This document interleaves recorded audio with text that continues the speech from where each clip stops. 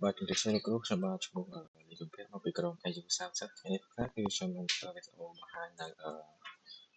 user measurement command នៅក្នុងកម្មវិធីលំដាប់តែងតែយើងប្រើ Power BI ចឹងអូខេឥឡូវបើពេលយើងធ្វើការចូលក្នុងកម្មវិធីតែម្ដងទៅ password ចូលហើយតាមទៀតយើងធ្វើការតែ command ដើម្បីធ្វើការបង្កើតនៅ new user មួយឥឡូវខ្ញុំធ្វើការបង្កើតទៅលើ file ខ្ញុំចូលក្នុង command ចឹងទៅ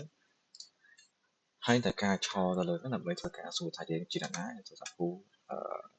MI មកហើយ user របស់យើងគឺខ្ញុំឈ្មោះ user នេះមុខកុម្ភៈនេះតែឥឡូវត្រូវការបង្កើតនៅលើ user ថ្មីតំទីត្រូវការទៅ command pwd ដើម្បីធ្វើការសរទៅលើ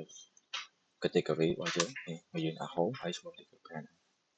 ហើយតំទីយើងត្រូវការបង្កើតទៅលើ user ថ្មីយើងដាក់ sudo ហើយsudo user add មកតាមទៀត .m ហើយ .add ហើយតាមទៀត binary មក bin ហើយ host ហើយវាកើត user ថ្មីកន្លែងនេះគឺដាក់ឈ្មោះរបស់ថាយើងចង់បាន user មួយណាគាត់ដាក់ឈ្មោះខ្ញុំមក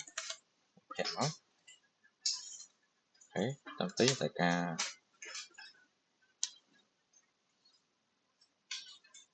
sudo sudo ចេញសេណាខុសហើយ sudo sorry ខ្ញុំមិនសេខុស sudo ចាំមកឆ្លើយ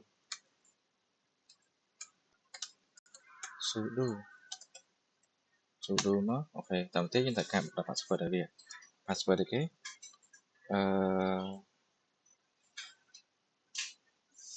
password ឲ្យវាយើងដាក់មកមិនបានហើយញ៉េខ្ញុំចង់អត់សិន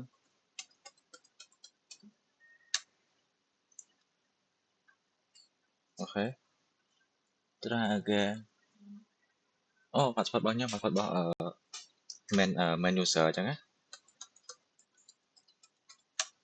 អូខេតទៅយើងបានអញ្ចឹងយើងត្រូវការដាក់ password ឲ្យវា sudo pss wd ហើយនៅការដាក់ PAEAK ហើយ set password ឲ្យវាមកអូខេឥឡូវខ្ញុំយក password ថ្មីដាក់មកហើយpassword ដែរហ្នឹង sorry ខ្ញុំត្រូវការយក password ដែរហ្នឹងទៅយក password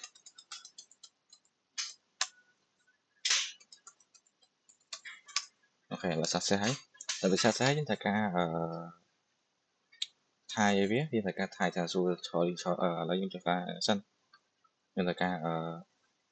សួរថាយើងជាអ្នកណាយើងត្រូវការណា who I am នេះឥឡូវយើងឆ្លលើ user compare ឥឡូវយើងត្រូវការ login វាចូលទៅ login វាចូល su .p-a-e-a-k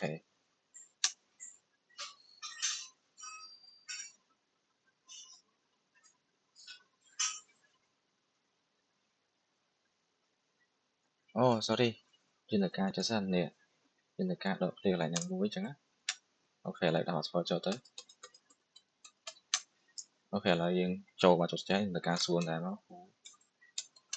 MI ណាទៅនេះយើងត្រូវការឥឡូវយើងបានឈរទៅលើ user page ហើយតពីយើងបានឈរហើយយើងត្រូវការបង្កើត file មួយមកយើងដាក់ថា mk dir ហើយ file គេ image ខ្ញុំកាត់សរសេរយើងត្រូវការដាក់ list មួយមកនេះពីមិនក្នុង file image យើងត្រូវការ clear វាចោលទៅហើយនៅ clear ហើយយើងត្រូវការ exit វា exit មានថាយើង file ជាងពី user យើងបានឈរអូខេឥឡូវ log out ហើយតើវាយើងបាន log out យើងត្រូវការចូលទៅ user ណារបស់យើងវិញយើងត្រូវការ ticket ហើយយើងត្រូវការទៅsorry etc/pss.wd ហើយយើងចូល enter នេះ user យើងបានទៅការចូលទៅក្នុងនេះហើយចុច page ហើយបាទសូមអរគុណសូមជម្រាបលា